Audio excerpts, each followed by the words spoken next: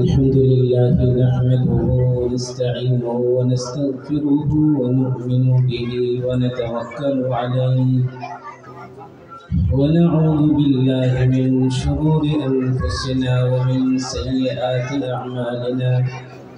من يهده الله فلا مضل له ومن يضلله فلا هادي له، ونشهد أن لا إله إلا الله وحده لا شريك له، لا ضد له ولا ند له، لا أصل له ولا نسل له، لا مثل له ولا مثيل له. ونشهد أن محمدا حبيبنا وحبيب ربنا المبعوث إلى الأسود والأحمر والأصغر والأكبر والإنس والجان. أما بعد فأعوذ بالله من الشيطان الرجيم. بسم الله الرحمن الرحيم. أم كنتم شهداء إذ حضر يعقوب الموت إذ قال لبنيه ما تعبدون من بعدي قالوا نعبد إلهك وإله آبائك إبراهيم وإسماعيل وإسحاق إلها واحدا ونحن له مسلمون. صدق الله مولانا العظيم وصدق رسوله النبي الكريم، ونحن على ذلك لمن الشاهدين والشاكرين، والحمد لله رب العالمين. اللهم صل على محمد وعلى آل محمد كما صليت على إبراهيم وعلى آل إبراهيم إنك حميد مجيد. اللهم بارك على محمد وعلى آل محمد كما باركت على إبراهيم وعلى آل إبراهيم إنك حميد مجيد। মুআজ্জাজ মুহতারাম, আজকের এই ছোট্ট পরিসরে আয়োজিত হাজিরা খাতুন মহিলা মাদ্রাসার পক্ষ থেকে বার্ষিক ইসলাহি মজলিস এবং পুরস্কার বিতরণী অনুষ্ঠান এর সম্মানিত সভাপতি, বিশেষ অতিথি এবং উপস্থিত সামনে আমার মাদ্রাসার অভিভাবকবৃন্দ, এলাকার দিনী ভাইরা এবং পর্দার আড়ালের মা ও বোনেরা,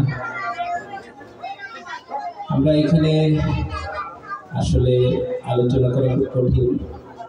ছোট বাচ্চারা আবার বড় মানুষ, বিষয়বস্তু নির্বাচন করাও একটু কঠিন। তারপরেও এখানে বসে আমার এই হাজারা খাতুন মহিলা মাদ্রাসা দেখে আমার এই আয়াতটা মনে পড়ল। সূরা বাকারার 133 নম্বর আয়াত। আল্লাহ তাআলা আমাদেরকে লক্ষ্য করে বলেন, আম কুনতুম শুহাদা ইয হাদারা ইয়াকুব আল মাউত।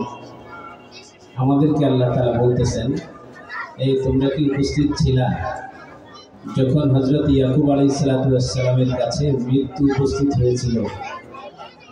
আচ্ছা বলেন তো, ইয়াকুব আলাইহিস সালাতু ওয়াস সালাম সে কবে আমাদের নবীর 5000 বছর আগে দুনিয়া থেকে বিদায় নিয়ে গেছেন।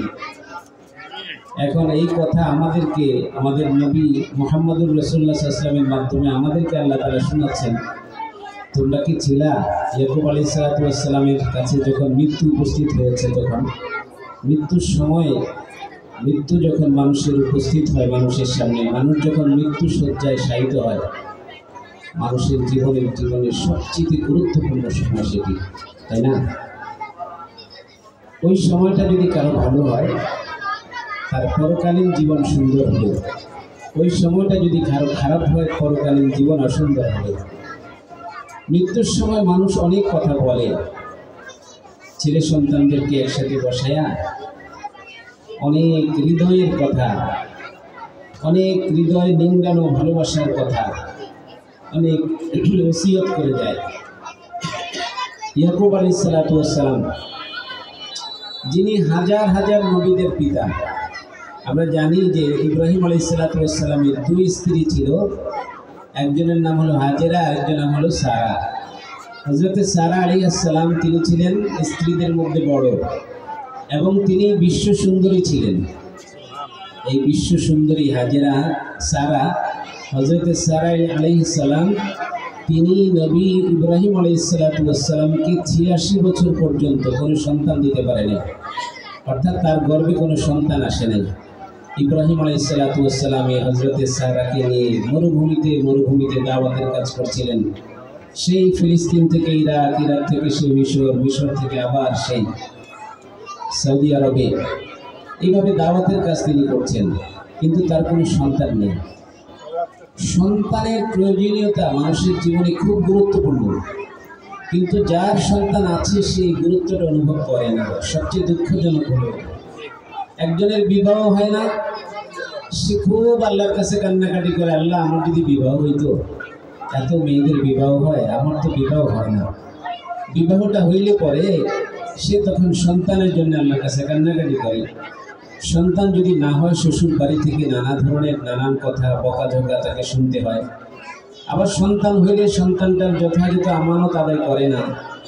ইব্রাহিম আলাইহিস সালাতু ওয়াস সালাম 86 বছর পর্যন্ত একজন নবী, নবুয়তের দুইটা ধারা, একটা ইসমাঈল আলাইহিস সালাতু ওয়াস সালাম থেকে আখিরি নবী মুহাম্মদুর রাসূলুল্লাহ সাল্লাল্লাহু আলাইহি ওয়াসাল্লাম পর্যন্ত। এই বাচ্চারা তোমরা কথা বললে আমি কথা বন্ধ করে দিব।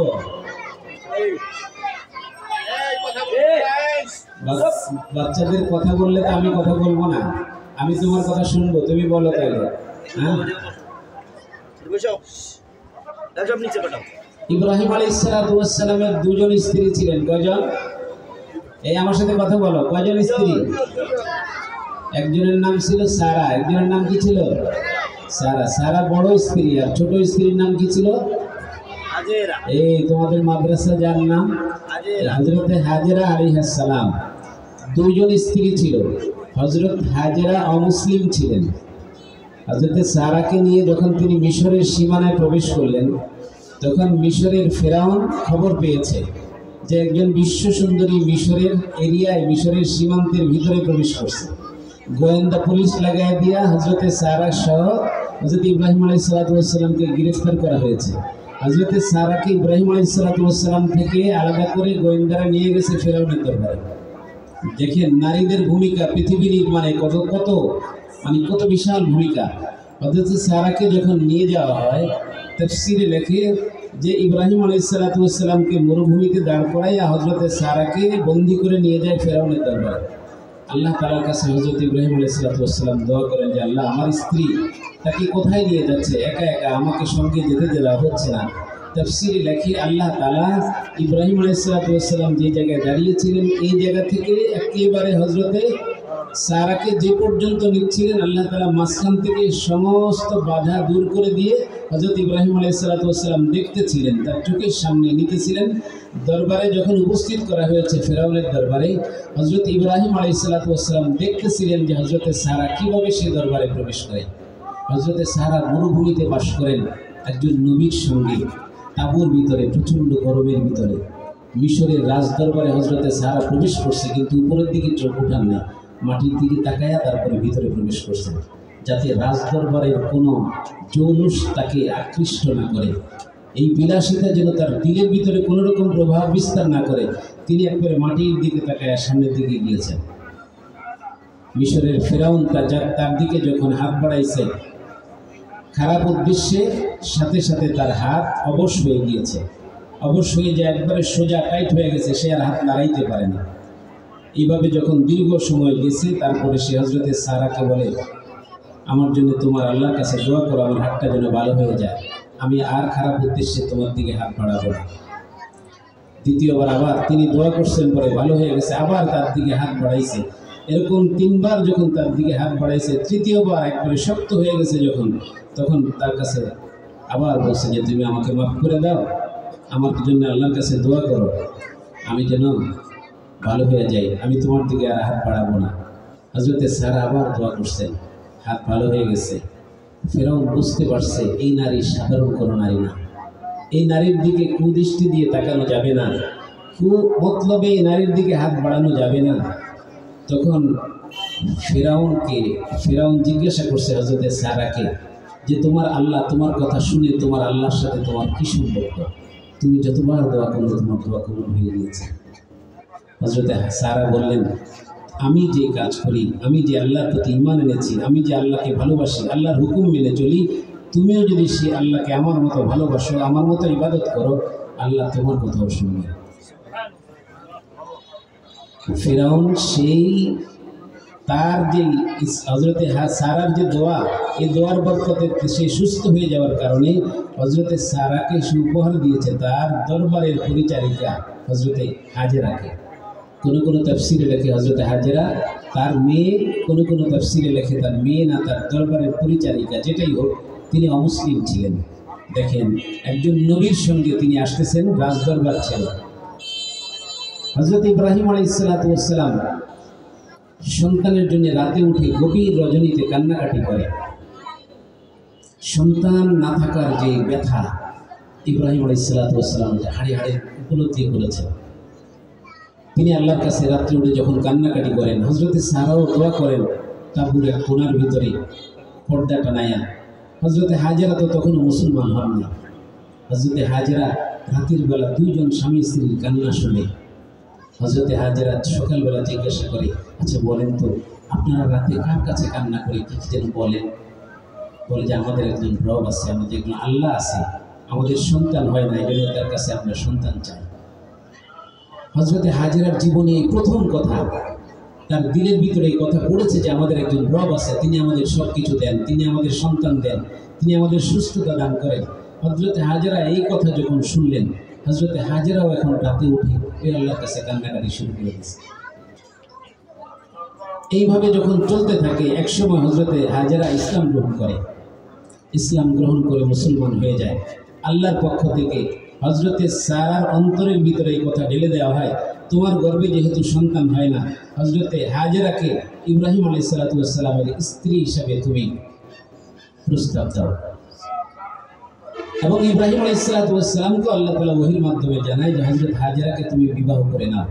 হযরত হাজেরাকে বিবাহ, দেখেন একজন বিশ্ব সুন্দরী একজন মহিলা, তিনি একজন সন্তানের জন্য এতটুকু স্যাক্রিফাইস করছেন যে তিনি হযরতে হাজেরার মতো একজন মহিলা ওই রাজদরবার থেকে আসছে, ওই মহিলাকে স্বামীর দ্বিতীয় স্ত্রী হিসাবে তিনি স্বামীর কাছে প্রস্তাব দিয়েছেন আল্লাহর নির্দেশ অনুযায়ী। এতটুকু কুরবানির কারণে কি হয়েছে ঘটনা, হযরতে হাজেরার ঘরে হযরত ইসমাঈল আলাইহিস সালাতু ওয়াস সালামকে আল্লাহ তাআলা দিলেন। ইসমাঈল আলাইহিস সালাতু ওয়াস সালামকে যখন জন্ম লাভ করলো, ইব্রাহিম আলাইহিস সালাতু ওয়াস সালাম হযরত হাজেরার সঙ্গে একটু সময় বেশি কাটায়, সন্তান হয়েছে এই ঘরে একটু গল্প করতে যায়, সন্তান দেখতে যায়। হযরতে সারার তো মনে কষ্ট, ব্যথা, যে এখন তো আমাকে কম সময় দেয়, ওদিকে সময় বেশি দেয়। হযরতে ইব্রাহিম আলাইহিস সালাতু ওয়াস সালামকে আল্লাহ বললেন, সারার এই কোরবানির কারণে তোমাকে হাজেরাকে তোমার স্ত্রী হিসাবে আমি দান করেছি, হাজেরার ঘরে সন্তানও দান করেছি, খবরদার সারার অন্তরে যেন কষ্ট না লাগে। দেখেন, হযরতে হাজেরাকে ইব্রাহিম আলাইহিস সালাতু ওয়াস সালামকে হুকুম করলেন, হযরতে হাজেরাকে এবং তার সন্তান হযরত ইসমাঈল আলাইহিস সালাতু ওয়াস সালামকে একেবারে মক্কার মরুভূমিতে রেখে আসতে হুকুম করলেন, যেখানে কোনো গাছ নাই, কোনো ঘাস নাই, কোনো পানি নেই, কোনো ছায়া নেই, ধু ধু মরুভূমি, শুধু বালু আর বালু, উত্তপ্ত আগুন, সামান্য একটু মশকের ভিতরে পানি আর কিছু খেজুর সহ ইব্রাহিম আলাইহিস সালাতু ওয়াস সালাম হযরত হাজেরাকে রেখে আসছেন। দেখেন ইসলাম কিভাবে তারা কবুল করছেন, আল্লাহর উপরে কিভাবে তারা ঈমান আনছেন। হযরতে হাজেরাকে যখন দেখে ইব্রাহিম আলাইহিস সালাতু ওয়াস সালাম চলে যাচ্ছেন আল্লাহর হুকুমে, হযরতে হাজেরা ডাক দিয়েছেন যে আমাকে কেন ফেলে যাচ্ছেন একা একা। ইব্রাহিম আলাইহিস সালাতু ওয়াস সালাম 86 বছর কান্না করে আল্লাহর কাছ থেকে সন্তান পেলেন। একদিকে সন্তানের মায়া, আরেকদিকে আল্লাহর হুকুম যে তাদেরকে এখানে রেখে চলে যেতে হবে। তিনি চলে যাচ্ছেন, স্ত্রীর সঙ্গে কথা বলার ভাষা তার নেই, সন্তানকে ফেলে যাচ্ছেন, কি বলে স্ত্রীকে বুঝ দিবেন তার কাছে কোনো ভাষা নেই। তিনি চলে যাচ্ছেন, হাজেরা জিজ্ঞাসা করেছেন, আমি কি কোনো বেয়াদবি করেছি আপনার সঙ্গে? রাগ করে আমাকে মরুভূমিতে ফেলে যাচ্ছেন, নাকি আল্লাহ আপনাকে হুকুম করেছেন? ইব্রাহিম আলাইহিস সালাতু ওয়াস সালাম তাফসীরে লেখে, উনি মুখে কথা বলতে পারেননি, উনি শুধু ইশারা করছেন যে আল্লাহর হুকুমে আমি চলে যাচ্ছি। একটা টিলার ওই পাড়ে গিয়ে ইব্রাহিম আলাইহিস সালাতু ওয়াস সালাম হাঁটু গেড়ে বসে গেলেন। বসে গিয়ে আল্লাহর কাছে দোয়া করলেন, রব্বানা ইন্নী আসকানতু মিন যুররিয়্যাতি বিওয়াদিন গায়রি যি যার'ইন ইনদা বাইতিকাল মুহাররাম রব্বানা লিয়ুকিমুস সালাতা ফাজআল আফইদাতাম মিনান নাসি তাহওয়ি ইলাইহিম ওয়ারযুকহুম মিনাস সামারাতি লাআল্লাহুম ইয়াশকুরুন। ওইখানে গিয়ে ঝরঝর করে চোখের পানি ফেলতেছিলেন আর দোয়া করলেন যে আল্লাহ, আমার পরিবারের একটা অংশকে আমি এখানে রেখে গেলাম। বিওয়াদিন গায়রি যি যার'ইন, এখানে কোনো ফসল হয় না, ফল হয় না, গাছ হয় না, সবুজ শ্যামলিমা নাই। সূর্য এখানে আগুন ঝরায় আর মরুভূমির উত্তপ্ত বালি গরম হইতে থাকে। সৌদি আরবে যারা গিয়েছেন, আছেন যারা, তারা জানেন আসরের নামাজ পড়তে যখন আমরা মদিনাতে, যখন হোটেল থেকে বেরিয়ে যখন মদিনা শরীফের দিকে যাই, নিচের দিকে তাকাইলে মনে হয় যেন গালের গোশতগুলো ঝলসে নিচের দিকে পড়ে যাবে, এরকম প্রচন্ড গরম থাকে মাটির তাপ। আর ওই সৌদি আরব তো এই সৌদি আরব না, সে সময় তো উত্তপ্ত বালি ছিল, কোনো গাছপালা ছিল না। এরকম জায়গায় নিজের ৮০ বছর পর্যন্ত চাওয়া আল্লাহর কাছ থেকে নেওয়া সেই সন্তানকে রেখে, স্ত্রীকে রেখে চলে যাচ্ছে। স্ত্রী এমন, যখন ইব্রাহিম আলাইহিস সালাতু ওয়াস সালাম আকাশের দিকে ইশারা করছেন যে আল্লাহর হুকুমে আমি যাচ্ছি, ইব্রাহিম আলাইহিস সালাতু ওয়াস সালামের সেই নতুন স্ত্রী, তিনি তখন সাথে সাথে সবর করলেন, যদি আল্লাহর হুকুমে আমাদেরকে এখানে রেখে যাওয়া হয় তাহলে আল্লাহ আমাদেরকে ধ্বংস করবেন না, তাহলে ধ্বংসের ভয় করার আমাদের কোনো কারণ নাই। আল্লাহ তাআলা আমাদের মালিক, আমাদের খালিক, আমাদের তিনি পালনকর্তা, তিনি আমাদের রব, তিনি আমাদেরকে লালন করবেন। ঘটনা হয়েছে কি, সেখানে তারা বাস করতে শুরু করলেন। পানি শেষ হয়ে গেল, খেজুর শেষ হয়ে গেল। এই যে নারীদের স্যাক্রিফাইস সমাজ নির্মাণে, রাষ্ট্র নির্মাণে, হযরত হাজেরা সেদিন ইসমাইলকে বুকে করে সেখানে সাহসিকতার সঙ্গে বসেছিলেন। আশপাশে কয়েক মাইল না, শুধু কয়েকশো মাইলের ভিতরে তো মানুষ ছিল না। এই মরুভূমির ভিতরে একা তিনি একটা শিশু সন্তানকে নিয়ে, সামান্য একটু পানি, এই পানিটা ফুরিয়ে গেলে আর পানি পাওয়া যাবে এরকম কোনো আশা সেই মরুভূমিতে করা যায় না। এই খেজুর শুকিয়ে গেলে খাদ্যের কোনো ব্যবস্থা হবে এরকম কোনো আশা নাই। তিনি শুধু আল্লাহর উপর ভরসা করে সেখানে থেকে গেলেন। ইব্রাহিম আলাইহিস সালাতু ওয়াস সালাম চলে গেলেন, লম্বা ইতিহাস। ইব্রাহিম আলাইহিস সালাতু ওয়াস সালাম কি দোয়া করলেন? রব্বানা ইন্নী আসকানতু মিন যুররিয়্যাতি বিওয়াদিন গায়রি যি যার'ইন ইনদা বাইতিকাল মুহাররাম রব্বানা লিয়ুকিমুস সালাতা ফাজআল আফইদাতাম মিনান নাস। হে আল্লাহ, আমি এই পরিবারকে রেখে যাচ্ছি, সন্তানকে রেখে যাচ্ছি, এরা যেন নামাজ কায়েম করে, এরা যেন নামাজ কায়েম করে। এরা যদি নামাজ কায়েম করে তাহলে সারা পৃথিবীর মানুষের মন এদের দিকে আল্লাহ তাআলা ঝুঁকিয়ে দিবেন এবং সারা পৃথিবী থেকে খাদ্য দ্রব্য, ফল ফলাদি এদের জন্য আল্লাহ তাআলা পাঠিয়ে দিবেন। এখন সৌদি আরবে আপনি বাংলাদেশের ওই যে ইব্রাহিম আলাইহিস সালাতু ওয়াস সালামের পরিবারের জন্য ওই দোয়ার বরকতে এখন বাংলাদেশের টমেটো বাজারে আসলে একটু মলিন হয়ে যায়। বাংলাদেশের টমেটো সৌদি আরবের বাজারে আপনি পাইবেন পুরা টসটসা, কোনো দাগ নেই। পৃথিবীর বিভিন্ন দেশ থেকে কলা আসে, কলার উপরে কোনো দাগ নাই। লাল শাকগুলো সৌদি আরবের বাজারে সকালবেলা পাওয়া যায়, একেবারে টসটসা, একটু লাল শাকের পাতাগুলো মলিন হয় নাই। এইভাবে সারা দুনিয়া থেকে খাদ্য দ্রব্য আল্লাহ তাআলা সৌদি আরবে পাঠায় দেন একজন মহিলা। এই কোরবানির কারণে আল্লাহ তাআলা ওই মক্কা নগরীকে, ওইখানে জমজম কূপের সৃষ্টি করলেন। এখানে তিনি সন্তানের যখন জীবন প্রায়ষ্ঠাগত জীবন যায়, তার নিজের জীবন যায়, ঠোঁট শুকিয়ে গেছে, মুখ শুকিয়ে গেছে, দুধ নাই বুকে, সন্তানকে কি খাওয়াবেন? কিছুক্ষণ নিজের জিহ্বাটা শিশুর জিহ্বার সঙ্গে লাগায় ভিজিয়ে দেওয়ার চেষ্টা করতেছেন। একটা পর্যায়ে দেখলেন যে নিজের জিহ্বাও শুকিয়ে গেছে, এখন আর জিহ্বাও কোনো কাজ করছে না। তিনি তখন দৌড়াচ্ছিলেন সাফা মারওয়ার মাঝখানে। ওই সাফা পাহাড়ের উপরে উঠে তিনি পানি খুঁজতেছিলেন, আবার ওইখানে পানি না দেখে আবার দৌড় দিয়ে আবার মারওয়া পাহাড়ের উপরে উঠে এইভাবে উঠে পানি খুঁজতেছিলেন। তিনি পানি খুঁজতে খুঁজতে একসময় হঠাৎ করে একটা আওয়াজ আসলো বাইতুল্লাহর কাছ থেকে। তিনি ওইদিকে তাকাইয়া দেখেন ওইখানে পানি উঠতেছে, নিচের থেকে খুব ফোর্সে পানি উঠতেছে। দৌড়ে গেলেন সেখানে গিয়ে সেই পানিকে বাদ দিলেন। বাদ দিয়ে সেই জমজম কূপ আজ পর্যন্ত আছে, কিয়ামত পর্যন্ত এই জমজম কূপ থাকবে। আমার ওস্তাদ হযরত মাওলানা আবু তাহের মিসবাহ সাহেব হুজুর বলেন, যে একজন জেনারেল শিক্ষিত মানুষ হজে গিয়েছিল।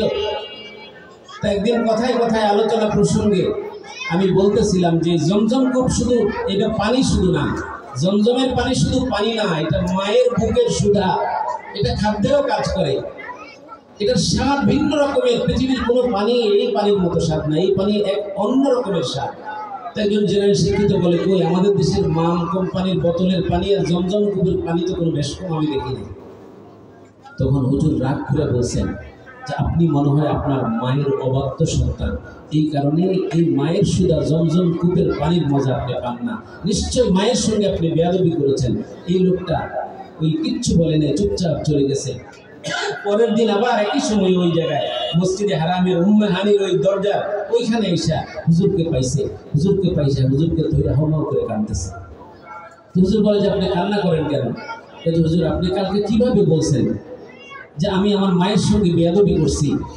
এটা তো আপনি জানার কথা না, আমি হোটেলে আমার মাকে গালিগালাজ করে রেখে আসছিলাম, আপনি আমাকে বললেন মায়ের সঙ্গে বেয়াদবি করছি কিভাবে? তখন হুজুর এটা বলছেন যে হযরত ইসমাইলের যখন খাদ্যের অভাব দেখা দিয়েছিল, তখন এই খাদ্যের চাহিদা পূরণের জন্য আল্লাহ তাআলা জমজম কূপের পানি আল্লাহ তাআলা উত্তোলন করেছেন। অতএব এটা একই সঙ্গে পিপাসা নিবারণ করে, আবার সাথে সাথে মায়ের দুধের যে খাদ্যের যে চাহিদা, এই চাহিদাও পূরণ করে। অতএব জমজম কূপের পানি যদি কেউ পান করে, ক্ষুধাও নিবারণ হবে, পানির পিপাসাও নিবারণ হবে।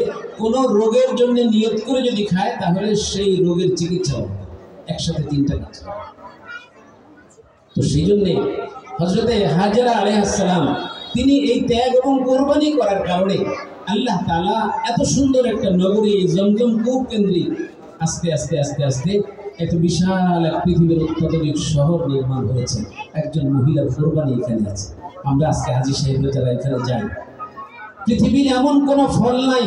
আমি একটু আগেও বলতেছিলাম 2016 সালে আমি আমার স্ত্রীকে নিয়ে হজে গিয়েছি। তওয়াফ করতে যাওয়ার আগে কিছু খাওয়া হয়নি আমাদের। সকালবেলা তওয়াফে জিয়ারত 10 তারিখে, 11 তারিখ সকালে তওয়াফে জিয়ারত করতে যাব, কিন্তু সকালে কিছু খাওয়া হয়নি। হঠাৎ করে মসজিদে হারামের ভিতরে প্রবেশ করছি বলে এবার ক্ষুধায় মাথায় ঘুরে গেছিল। তো আমার স্ত্রীকে জিজ্ঞাসা করতেছিলাম যে ব্যাগে কোনো খাবার আছে কিনা। সে বলে যে না, কোনো খাবার নেই। হঠাৎ আমার মনে হয়েছে যে হাদিসে জমজম কূপের পানি তো খাদ্যের কাজ করে বলেছে এবং পানীয়র কাজ করে বলেছে। তাড়াতাড়ি করে আমি জমজম কূপের পানিগুলো যে রাখা আছে পটের ভিতরে, একটু 1 গ্লাস পানি যখন খাইলাম, আমি দেখলাম যে আমার শরীর পুরা ফিট হয়ে গেছে। এখন মনে হয় যে আমার পেট ভরা, আমি খাওয়া মাত্র গ্রহণ করছি। বাস আমি জমজম কূপের পানি খাইয়েই আমি জিয়ারত শুরু করলাম। জিয়ারত করতে করতে করতে করতে জিয়ারত শেষ। এখন প্রচণ্ড ক্ষুধা লাগছে। আমরা দুজনে চিন্তা করলাম যে হোটেলে গিয়ে এখন কিমা দিয়া রুটি দিয়ে খাবো। এই নিয়তটা করে মাত্র মাতাফ থেকে উঠে আমরা হারাম শরীফের দরজায়, মাত্র বাদশাহ ফাহাদ গেটের দরজায় ওঠার সঙ্গে সঙ্গে একজন পাকিস্তানি একেবারে গরম কিমা বাটির ভিতরে আর নান রুটি গরম এখন সেই নিয়ে উপস্থিত। আমি আশ্চর্য হয়ে গেলাম। আমার স্ত্রীকে আমি বললাম, দেখো এই জায়গার প্রভাব কত মারাত্মক। আমরা এই তাওয়াফে মাত্র নিয়ত করলাম যে আমরা তাওয়াফ শেষ করে আমরা নাস্তা খেতে যাব। দেখো এই লোকটা আমাদের জন্য নাস্তা নিয়ে বসে আছে। কি আজব জিনিস! ওই লোককে না আমরা চিনি, পাকিস্তানি একজন মানুষ, আমরা তাকে চিনি না। এইভাবে আরব দেশে আপনি যখন যাবেন, এই ইব্রাহিম আলাইহিস সালামের দোয়ার কারণে আপনি হজ করতে যারা গিয়েছেন তারা তো জানেন, যারা যান নাই তারা দেখবেন। আপনার যদি মনে চায় ভিড়ের ভিতরে প্রচন্ড পিপাসা, আপনি কমলা খেতে চান, এখন 2 মিনিটের মাথায় আপনার কমলা হাজির হয়ে যাবে। ওই জায়গার স্বভাব এটা। তাহওয়ী ইলাইহিম ওয়ারযুকহুম মিনাস সামারাত লাআল্লাহুম ইয়াশকুরুন। ওই জায়গাকে ইব্রাহিম আলাইহিস সালাম এই পরিমাণ দোয়া দিয়েছে নিজের ওই কলিজার টুকরা সন্তানকে রেখে যাওয়ার কারণে, এই পরিমাণ দোয়া দিয়েছে। এখন ওইখানে সমস্ত মানুষ যারা যায় হজ করতে, যেই ইচ্ছা করার 2-3 মিনিটের ভিতরে ইচ্ছা পূরণ হয়ে যায়। এরকম বহু ঘটনা আছে, ওইদিকে আমি যাচ্ছি না। হযরতে হাজেরা, যেহেতু হযরতে হাজেরাকে হযরতে সারা রাদিয়াল্লাহু তাআলা আনহা তিনি যেহেতু সতীন হিসেবে মেনে নিয়েছেন, হযরতে সারাকে আল্লাহ তাআলা কি দিলেন? ফাবাশশারনাহু বিইসহাক ওয়া মিন ওয়ারাই ইসহাক ইয়াকুব। 86 বছর পর্যন্ত যেই সারা কোনো সন্তান জন্ম দিতে পারে নাই, এই যে কোরবানির কারণে, যে হযরত হাজেরাকে নিজের সতীন হিসেবে তিনি গ্রহণ করে নিয়েছেন, যেটা নারীরা সাধারণভাবে করে না, এই কারণে হযরতে সারাকে আল্লাহ তাআলা সুসংবাদ দিলেন। ফাবাশশারনাহু বিইসহাক ওয়া মিন ওয়ারাই ইসহাক ইয়াকুব। তুমি মনে করছো তুমি বন্ধা, তুমি মনে করছো তোমার বার্ধক্য উপনীত হওয়ার কারণে তোমার সন্তান হবে না, এই যে কোরবানি করার কারণে, একটু স্যাক্রিফাইস করার কারণে, নবীর সন্তান উপহার দেওয়ার জন্য তুমি যেহেতু একজনকে এই হিসাবে তোমার সতীন হিসেবে গ্রহণ করছো, এই পুরস্কার হিসেবে আল্লাহ তাআলা বলেন আমি তোমাকে হযরত ইসহাক আলাইহিস সালাম ইসহাক নামক একজন নবীর জন্মের সুসংবাদ দিচ্ছি যে তোমার গর্ভে আসবে, এবং তারপরে ইয়াকুব নবী তোমার গর্ভে আসবে, অর্থাৎ তোমার হায়াত বৃদ্ধি করা হবে, তোমাকে সন্তান দেওয়া হবে এবং দুইজন নবী তোমার বংশে দেওয়া হবে। সুবহানাল্লাহ। এই যে নারীদের কোরবানি, নারীদেরকে দিন শিখাইলে ফায়দা তো এটাই হবে আপনাদের। প্রত্যেকটা নারী যদি দিনদার হয়, এখন আমাদের অনেকে বলে যে মাদ্রাসার সংখ্যা এখন অনেক বেশি গলিতে গলিতে, এটা যারা ইসলামের ইতিহাস জানে না তারাই কথা বলে। যারা ইসলামের ইতিহাস জানে তারা বলবে যে না, আগের চেয়ে মাদ্রাসার সংখ্যা শতগুণ কমছে, বাড়ে নাই। কিভাবে? আমাদের সোনালী ইতিহাস তো এই কথা বলে। মুসলমানদের প্রত্যেকটা ঘর, মুসলমানদের প্রত্যেকটা ফ্যামিলি একটা মাদ্রাসা ছিল, মুসলমানদের প্রত্যেকটা ঘর একটা মাদ্রাসা ছিল। ইরানে এখনো এটা আছে, ইরানে এখনো এটা আছে। ইরানে 4.5, 5.5, 6 বছরের বাচ্চারা নিজের মায়ের কাছে, নিজের বাবার কাছে হেফজুল কোরআন শেষ করতেছে, কোরআনের হেফজ শেষ করতেছে ঘরে বসে। আজকে আমাদের ঘরে হেফজখানা নাই দেখা, বাবা হাফেজ না, মা হাফেজ না, এই কারণে আমাদের ছোট্ট ছোট্ট বাচ্চাদেরকে আমরা প্রতিষ্ঠানে পাঠাইতে হয়। এখানে 100 জন ছাত্র, 200 জন ছাত্র পড়তেছে। আমার মায়ের ভালোবাসা তো সেখানে দিতে পারবে না। সাধারণত আমি শিক্ষকের সঙ্গে সেখানে যে আমি খারাপ আচরণ করি, হ্যাঁ আমার বাচ্চার এই সমস্যা আপনি দেখেন না। ভাই আপনার 2-3টা সন্তান হইলেও তো আপনার সন্তানদেরকে ওইভাবে সকালকে সমানভাবে আপনি ভালোবাসা দিতে পারেন না। এখানে 200 ছাত্রকে কিভাবে আপনার ওই একটা সন্তানকে যেভাবে আপনি ভালোবাসা দেন কিভাবে দিবেন? এই জন্য আমরা বলি এখন মাদ্রাসার সংখ্যা কম। প্রত্যেকটা ঘরেই মাদ্রাসা হওয়া দরকার ছিল, বাচ্চারা মায়ের কাছেই হেফজ পড়ার দরকার ছিল, মায়ের কাছেই কোরআন শিক্ষা করার দরকার ছিল। এই জন্য আমরা যারা মাদ্রাসায় দিয়েছি আমরা তো ধন্য, আলহামদুলিল্লাহ। পৃথিবীর সর্বশ্রেষ্ঠ গ্রন্থ আল কোরআন, আল্লাহ তাআলা এই কোরআনের হাফেজ হওয়ার জন্য, আলেম হওয়ার জন্য আপনার সন্তানকে আল্লাহ তাআলা কবুল করছেন। এই কথা কারো গুণক্ষরে কল্পনা করার সুযোগ নাই যে আমার টাকা আছে, পয়সা আছে, বা এভাবে সুযোগ হয়েছে আমি আমার বাচ্চাটাকে এখানে দিয়েছি। না, আল্লাহ তাআলা নির্বাচন করেছেন। আল্লাহ কোরআনে বলেছেন সুম্মা আওরাসনাল কিতাবাল্লাযীনা ইসতাফাইনা ثم أورثنا الكتاب الذين اصطفينا من عبادنا فمنهم ظالم لنفسه ومنهم مقتصد। ওই যে এই যে আমার এই কিতাব, আসমানি কিতাব কত দামি জানো? সারা পৃথিবীটাকে যদি হীরার টুকরা বানানো হয়, হীরার টুকরা, হীরার দাম তো আমরা ভালো করে জানি, এক টুকরা হীরার দাম কত। সারা পৃথিবীর এই মাটি এবং পানিগুলোকে যদি হীরায় পরিণত করা হয়, আমার কালামুল্লাহর একটা আয়াতকে যদি এক পাল্লায় দেওয়া হয়, আর হীরার টুকরা এই পৃথিবীটাকে যদি আরেক পাল্লায় দেওয়া হয়, আমার কালামের একটা আয়াতের দাম বেশি হয়। এই জন্যে আমার সন্তানকে আল্লাহ তাআলা যে নির্বাচন করেছেন কোরআনের জন্য, এটা আল্লাহর কাছে শুকরিয়া আদায় করা দরকার যে আল্লাহ তাআলা লক্ষ কোটি মানুষের ভিতরে, লক্ষ কোটি সন্তানদের ভিতরে, লক্ষ কোটি মেয়েদের ভিতরে আমার মেয়েটাকে আল্লাহ তাআলা কোরআনের জন্য নির্বাচন করছেন। এত দামি জিনিস। আপনি সৌরজগতের কোনো গ্রহ নক্ষত্র সম্পর্কে এই ঘোষণা আল্লাহ তাআলা দেন নাই যে অমুক গ্রহে এই দিয়ে যদি আমি যাই, রকেট দিয়ে যাই, অমুক গ্রহে যদি 1 ওয়াক্ত নামাজ পড়ি তাহলে 1 লক্ষ রাকাতের সওয়াব, 1 লক্ষ রাকাতের সওয়াব। এরকম কোনো গ্রহের কথা আপনাদের বিজ্ঞানীরা বলছে? পৃথিবীর কোনো, আল্লাহ তাআলার সৃষ্টি জগতের কোনো গ্রহ নক্ষত্র এরকম নাই যেখানে এমন একটা জায়গা আছে যে জায়গায় 1 রাকাত নামাজ পড়লে 1 লক্ষ রাকাতের সওয়াব পাওয়া যায়। কিন্তু কোরআন নাজিলের কারণে, কোরআনের স্পর্শের কারণে বাইতুল্লাহ মক্কা শরীফকে আল্লাহ তাআলা সেই মর্যাদা দান করেছেন যে এখানে 1 রাকাত নামাজ পড়লে 1 লক্ষ রাকাতের সওয়াব পাওয়া যায়। সুবহানাল্লাহ বলবেন। তো কোরআনের স্পর্শের কারণে একটা মরুভূমির যদি দাম বেড়ে যায়, ভারতের একজন শিখ একটা কিতাব লিখছে, তোমাকে ভালোবাসি হে নবী, গুরুদত্ত সিং একজন শিখ। এই শিখ কোরআন এই একটা বই লিখে আমার নবীর ভালোবাসা প্রকাশ করতে গিয়ে সে বলছে যে হে ভারত, তোমার কাছে কাশ্মীরের মতো ভূস্বর্গ থাকতে পারে, কিন্তু আরবের ওই মরুভূমির বালির মতো তুমি সৌভাগ্যবান হও নাই যেই বালি মুহাম্মদের পায়ে স্পর্শ করেছে। সেখানে মুহাম্মদ এসেছে, যে মুহাম্মদকে আল্লাহ তাআলা শ্রেষ্ঠ আসমানি গ্রন্থ দান করেছেন। ওই মুহাম্মদের বালি, মুহাম্মদের পায়ের বালি ধুলা লেগে সেই জমিন যেভাবে ধন্য হয়েছে, তুমি ঝর্ণা পেয়েও সে ধন্য হতে পারো না। এই জন্য ভাইরা আমার, আপনার সন্তানকে আল্লাহ তাআলা কোরআনের জন্য নির্বাচন করছেন। এটা আপনার জন্যে কত বড় সৌভাগ্যের, এটা কিয়ামতের ময়দানে গেলে আপনি কল্পনা করতে পারবেন। আর সবচেয়ে বড় কথা হলো, আমরা যে পৃথিবীতে বাস করি, এই পৃথিবীটা বারবার বারবার কোরআন থেকে বিচ্ছিন্ন হওয়ার কারণে, একেবারে কোরআন নাজিল হওয়ার পূর্বের মুহূর্তে দেখেন, কোরআন নাজিল হওয়ার পূর্ব মুহূর্তে পৃথিবীর চিত্র কেমন ছিল। আল্লাহ তাআলা কোরআনে এই কথা বলেছেন যে কোরআন বিমুখ যে রাষ্ট্র ব্যবস্থা বা সমাজ ব্যবস্থা, এটা কত জঘন্য হতে পারে। আমরা বাংলাদেশের ইতিমধ্যে জেনে গেছি, এটা 52 বছর পর্যন্ত এটা মুসলমানরা শাসন করেছে, ইংরেজ শাসন করে নাই। তার আগে পাকিস্তান 47 সালে পাকিস্তান স্বাধীন হয়ে 71 সাল পর্যন্ত মুসলমানরা শাসন করেছে। জুলুম কি বন্ধ হয়েছে? কথা বলেন, বন্ধ হয় নাই। 71 সালে স্বাধীন হয়ে এখন এই 2024 চলতেছে, এই 52 বছর পর্যন্ত মুসলমানরা শাসন করেছে। জুলুম কি কমেছে? চুরি কমেছে? লুটতরাজ কমেছে? কিচ্ছু কমে নাই। চাঁদাবাজি কমে নাই, মানুষ হত্যা, মানুষের রক্ত প্রবাহিত করা কিচ্ছু কমে নাই। ওই কোরআন নাজিলের আগের মুহূর্তে পৃথিবীর যে চিত্র ছিল, এই বাংলাদেশ গত আগস্ট মাসে, জুলাই মাসে সেই ঘটনাই ঘটেছে। বরং তার চেয়ে কঠিন অবস্থা ঘটেছে, অথচ আমরা মুসলিম। কি কারণে? এই বিষয়গুলো আমাদেরকে বের করতে হবে। রাসূল আকরাম সাল্লাল্লাহু আলাইহি ওয়াসাল্লামের উপর যখন কোরআন নাজিল হয়, তার আগ মুহূর্তের চিত্রটা আল্লাহ তাআলা কোরআনে বলেছেন, ওয়া কুনতুম আলা শাফা হুফরাতিন মিনান নার ফাআনকাযাকুম মিনহা। মানুষের হাতে তৈরি করা সমাজ ব্যবস্থা কত জঘন্য হতে পারে। কোরআন নাজিলের আগ মুহূর্তের আরব দেশকে জিজ্ঞাসা করো। আল্লাহ তাআলা বলেন, ওয়া কুনতুম আলা শাফা হুফরাতিন মিনান নার।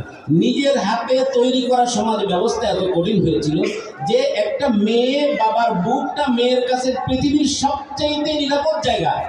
বাবার হাত একটা মেয়ে ধরতে পারলে সে মনে করে আমি সবচেয়ে নিরাপদ মানুষের হাতে শক্ত করে ধরে আছি। কথা ঠিক না বেটি?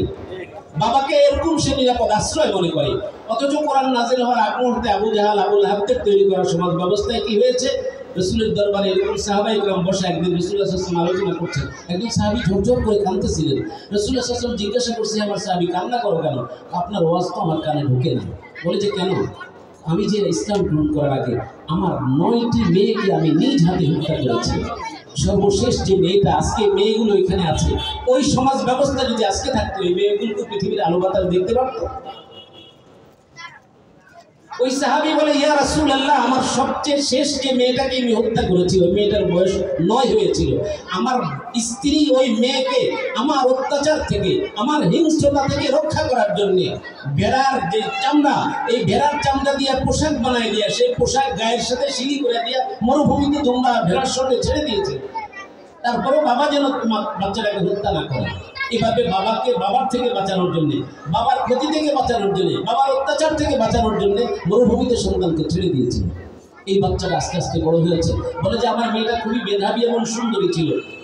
একদিন মেয়েটাকে আমি স্ত্রীকে বললাম যে মেয়েটা যখন বড়ই হয়েছে, তাহলে এক কাজ করো, আমার সাথে দাও, আমার আত্মীয় স্বজনের সাথে দেখা করায় আনি, তাকে সুন্দর করে সাজায় দাও। মা নিজের মনের মাধুরী দিয়ে বাচ্চাটাকে সুন্দর করে সাজাইছে। আচ্ছা, বাবা বলছে বাবার সাথে মেয়েকে তো দিতেই পারে। বাবা বলেন, মা তার সাজায় দিছে, সাথে সাথে আমাকে গলায় জড়ায় ধরে বলে, স্বামী, আমার মেয়েটাকে তুমি হত্যা করো না। দেখেন, বাবাকে বলতে হচ্ছে মাকে বিনয়ের সঙ্গে, আমার মেয়েটাকে তুমি হত্যা করো না। বাবা ওয়াদা করেছে, কিন্তু ওই যে জাহিলি যুগে যেই জায়গায় নিয়ে সন্তানদেরকে হত্যা করতো, ওই জায়গায় যাওয়ার পরে তার নেশা উঠে গেছে।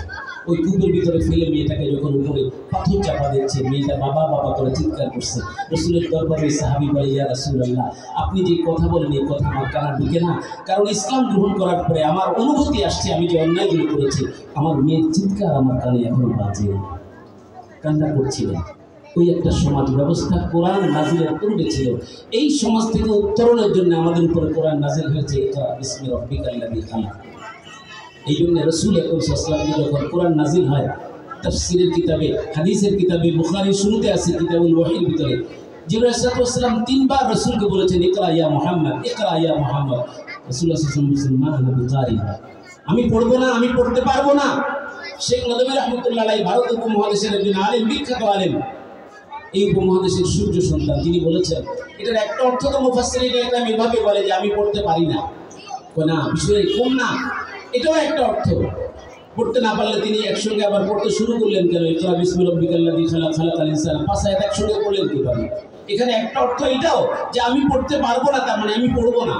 কারণ এই শিক্ষিত মানুষগুলোই তো যে সমাজ তৈরি করেছে, সমাজে বাবার হাতে সন্তান নিরাপদ ছিল না। এরকম সমাজ, এরকম শিক্ষিত মানুষদের সমাজ আমি দেখতে চাই না। এরকম শিক্ষা আমি অর্জন করতে চাই না।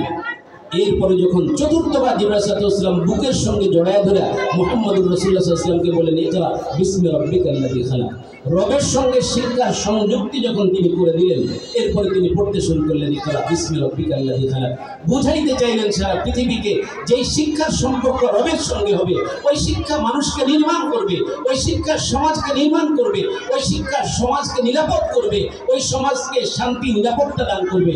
যেই শিক্ষার আলোকে, যেই শিক্ষার সম্পর্ক রবের সঙ্গে, ওই শিক্ষার আলোকে যখন রাষ্ট্র তৈরি হবে, এই রাষ্ট্র মানুষের জন্য নিরাপদ আশ্রয় হবে।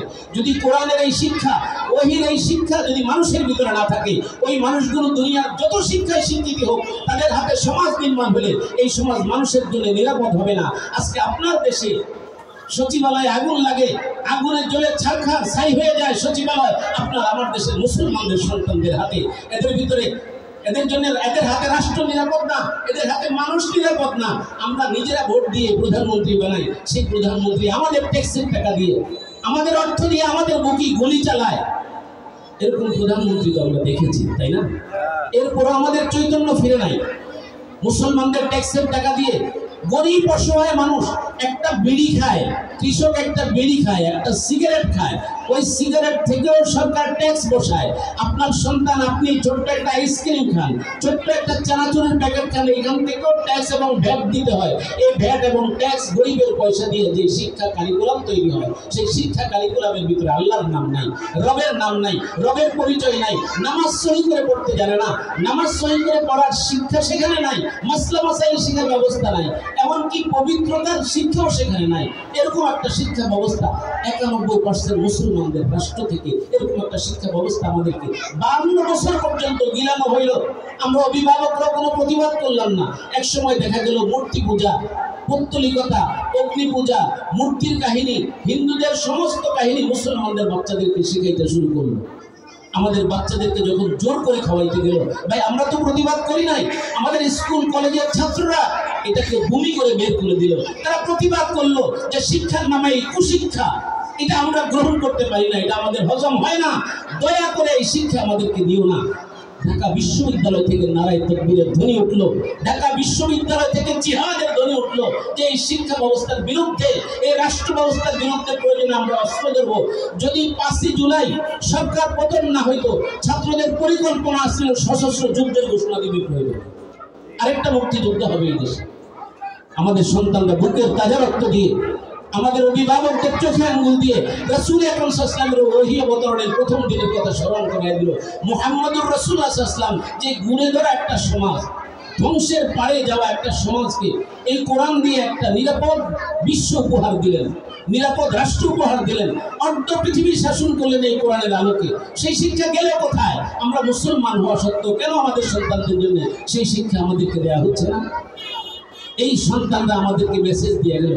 তো ওই যে ইয়াকুব আলাইহিস সালামের কথা বলছিলাম, তিনি এরকম সন্তানদেরকে সামনে বসাইয়া কি নসিহতটা করছেন মৃত্যুর সময়, শেখ নদভী রহমতুল্লাহ আলাইহি বলেন, ওই নসিহতটা সারা দুনিয়ার মানুষের শোনার দরকার ছিল। এই কারণে আল্লাহ তাআলা এইভাবে উপস্থাপন করছেন, আম কুনতুম শুহাদা ইদ হাদারা ইয়াকুবুল মাউত।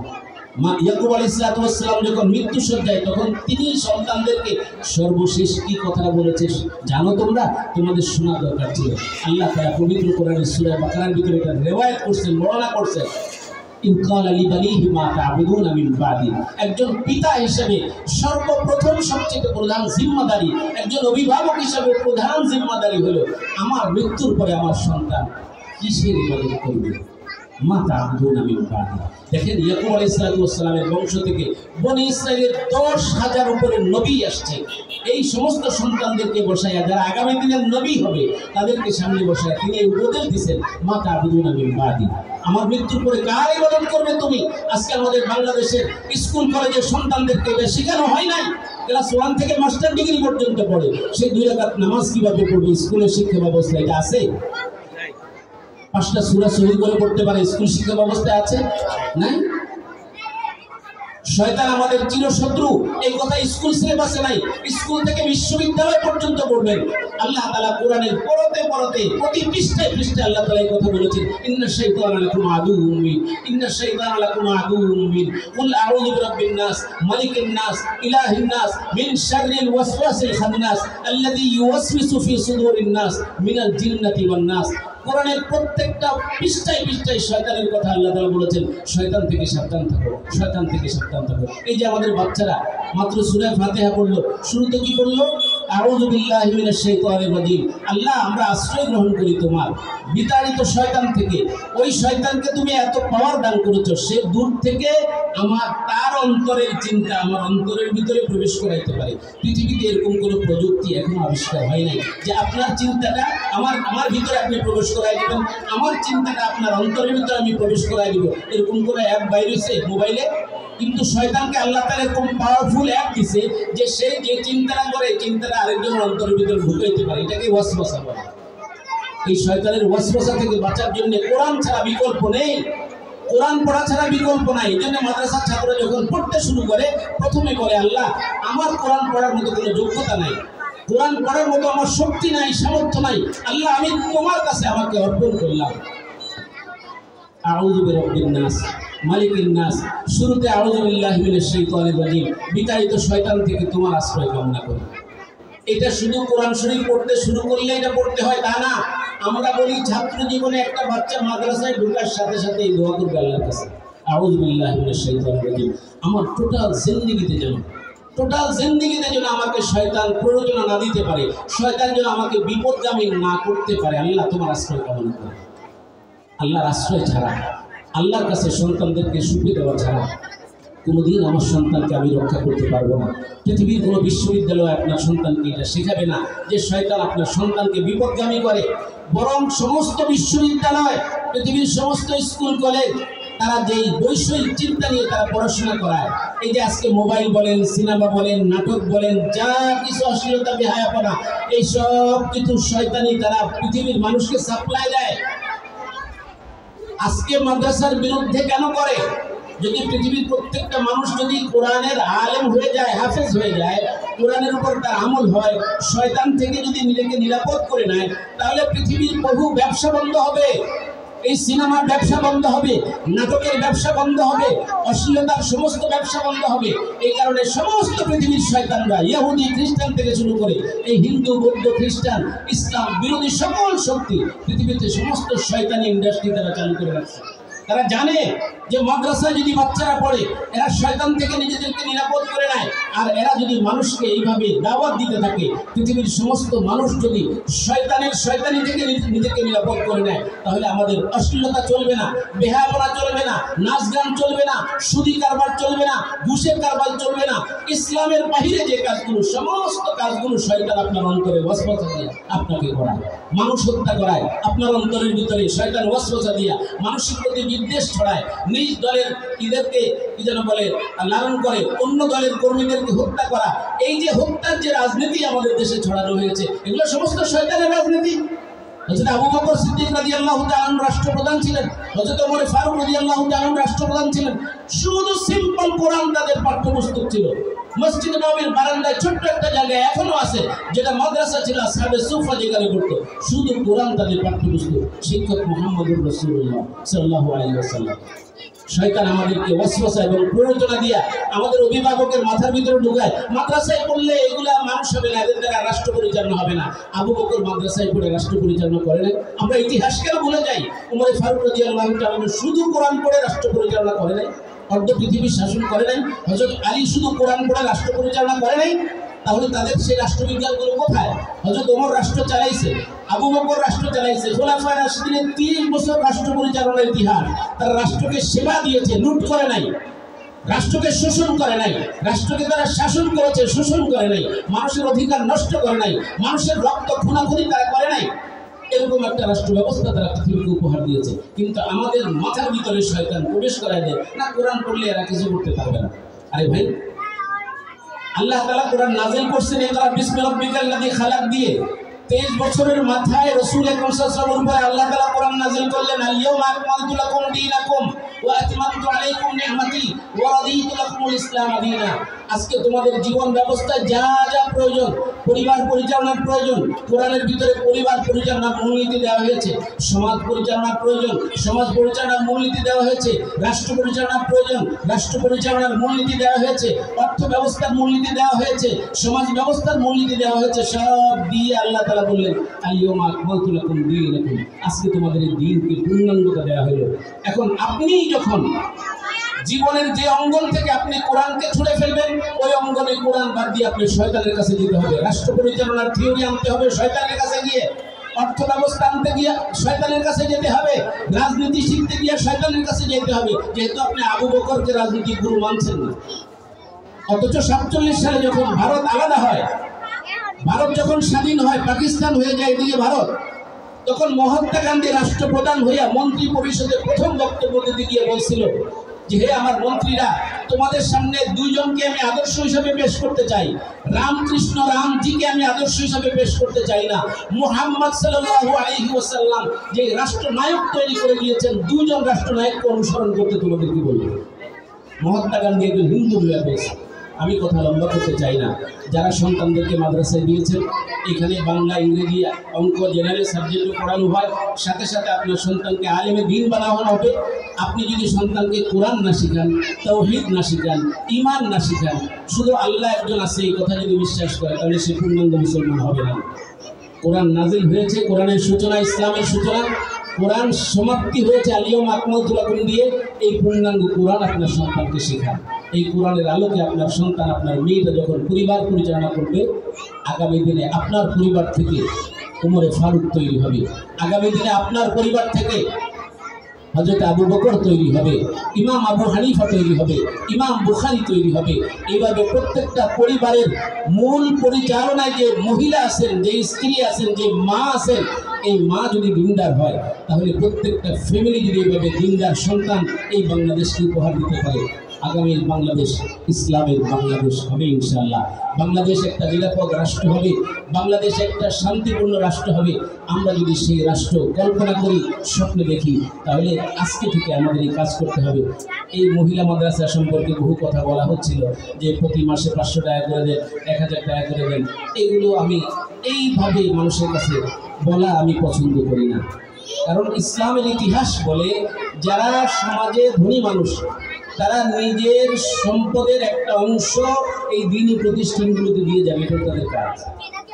আপনি উত্তরবঙ্গে যান, চোখে আঙ্গুল দিয়ে আপনাদেরকে দেখাইতে পারবো। আপনি সৈয়দপুর যান, নীলফামারী যান, লালমনিরহাটে যান, সেই ইউরোপ থেকে খ্রিস্টান মহিলারা চলে আসে। খ্রিস্টান মহিলারা শুধু একটা গেঞ্জি গায়ে দিয়ে চলে আসে, সারা জীবন এখানে তারা কাটায়। তাদের ব্যবসার একটা অংশ, তারা এখানে তাদের ধর্ম মিথ্যা একটা ধর্ম, তৃতীয়বাদের বিশ্বাসী। হযরত ঈসা আলাইহিস সালামকে আল্লাহর সন্তান বলে, নাউযুবিল্লাহ। হযরত মারিয়াম আলাইহিস সালামকে আল্লাহর স্ত্রী বলে। আল্লাহ বলেন যে আমি কোনো স্ত্রী গ্রহণ করি না, সন্তান গ্রহণ করি না। এরকম মিথ্যা একটা ধর্ম প্রচারের জন্য তারা তাদের ব্যবসার একটা অংশ, তাদের দিন প্রচারের জন্য, ভ্রান্ত দিন প্রচারের জন্য এই দেশে তারা ব্যয় করে লক্ষ লক্ষ মুসলমানকে তারা খ্রিস্টান বানাইতেছে। আর আমরা ঢাকা শহরে, আমরা বাংলাদেশের মুসলমান কোটি কোটি টাকা লুট করে বিদেশে প্রচার করতেছি, এই দেশের মুসলমানদেরকে খ্রিস্টান বানাইতেছে। আল্লাহর কাছে জবাবদিহি করতে হবে না ভাই? কমপক্ষে নিজের এলাকাটা তো নিজে নিরাপদ রাখার চেষ্টা করি। নিজের এলাকার যে গরিব অসহায় ছাত্রগুলো আছে, আমার কামাইয়ের একটা অংশ প্রতি মাসে আমি দিয়ে গেলাম, আল্লাহর সাথে আমি চুক্তি করলাম। বুখারীতে এটা আছে। একজন মুসলমানের সুন্নাহ হলো এটা, আমি কথা শেষ করছি। একজন মুসলমানের সুন্নাহ হলো এটা, যে কোনো একটা ব্যবসা শুরু করার সময় আমার সাথে মুতাআল্লিকিন যারা আছে, আমার সাথে সম্পর্ক রাখে, তাদেরকে আমি বলি ভাই ব্যবসা শুরু করতে আপনি নিয়ত করেন, আল্লাহ এই ব্যবসার যে লাভ হবে, লাভকে 3 ভাগ করবো। এক ভাগ ব্যবসার উন্নতির জন্য আমি খাটাবো, আরেক ভাগ আমরা আত্মীয় স্বজনের জন্য, আরেক ভাগ দিনের জন্য আমি খরচ করবো। আপনার ব্যবসা কোনোদিন আল্লাহ তাআলা মন্দা করবেন না, কোনোদিন আপনার ব্যবসায় লস খাবেন না। কারণ এই ব্যবসার একজন পার্টনারকে আল্লাহ। বুখারী শরীফে আছে যে একজন কৃষক তার বাগান করার সময় সে আল্লাহর সাথে ওয়াদা করছে যে আল্লাহ এই বাগানে যে আয় হবে, এই আয়কে 3 ভাগে ভাগ করবো। তোমার রাস্তায় 1 ভাগ দিব, এই বাগানের উন্নতিতে 1 ভাগ কাজে লাগাবো, আর 1 ভাগ আমার আত্মীয় স্বজন আপনজনের উপরে আমি খরচ করবো। এইভাবে তার কাজ চলছে। পুরা রাষ্ট্রে কোনো বৃষ্টি নাই। একদিন হঠাৎ করে দেখে যে একটা ব্যাগ উড়ে আসতেছে। রাস্তা দিয়ে একজন পথিক যাচ্ছে, হঠাৎ পথিকের কানে আওয়াজ আসছে উপর থেকে, কোনো মানুষ নাই মরুভূমিতে, উপর থেকে আওয়াজ আসছে যে অমুকের বাগানে পানি দাও। এই লোকটা দেখে যে মেঘটা ওই বাগানে গিয়ে ওই বাগানে ঝরঝর করে বৃষ্টি পড়তেছে। এই লোকটা সাথে সাথে ওই বাগানে গেছে, যে দেখে যে বাগানের ভিতরে একজন কৃষক, সে বেলচা দিয়ে পানি সেচতেছে, গাছের গোড়ায় পানি দিতেছে। তো ভাই তোমার নাম কি? ওই মেঘমালা থেকে যে নামটা শুনেছে ওই কৃষকের নামটাও তাই। বলে যে ভাই তোমার নামটা শুনলাম উপর থেকে এই নামে ডাকা হইলো যে এই লোকের বাগানে পানি দাও, ভাই তুমি তো আল্লাহওয়ালা মানুষ, অনেক বড় বুজুর্গ মানুষ। না ভাই আমি কোনো বুজুর্গ মানুষ না, আমি সাধারণ একজন কৃষক। তাহলে তোমার নাম যে ওই মেঘ থেকে তোমার নাম শুনলাম, কোনো ফেরেশতা তার নাম বলে দিয়েছে মেঘকে যে অমুক বাগানে গিয়ে পানি দাও। বলে যে তুমি কি কাজ করো তাহলে আমাকে একটু বলো। বলে যে আমি যেদিন বাগানটা শুরু করেছি সেদিন আমি আল্লাহর সঙ্গে ওয়াদা করেছি এই বাগানে যে লাভ হবে এই লাভের 3 ভাগের 1 ভাগ আল্লাহ দ্বীনের জন্য আমি ব্যয় করবো। আমি খোদার কসম করে বলি, আমরা যদি যারা এখানে আছি, আমরা যদি আমাদের লভ্যাংশের ব্যবসা হোক, বাণিজ্য হোক, আমাদের চাকরি হোক, আমার যে টাকা সে অর্থের 1/3 3 ভাগের 1 ভাগ যদি এখানে আমি দেই, এই নিয়ত যদি আমি করি, দিনই প্রতিষ্ঠানে খরচ করার নিয়ত করি, আপনি যেইখানে আছেন, আপনার চাকরি হোক, কৃষি হোক, ব্যবসা হোক, আল্লাহ তাআলা সেখানে ধস বিপর্যয় নামাবেন না। কারণ আল্লাহ আপনার সঙ্গে সেখানে পার্টনারশিপ ব্যবসা করছেন।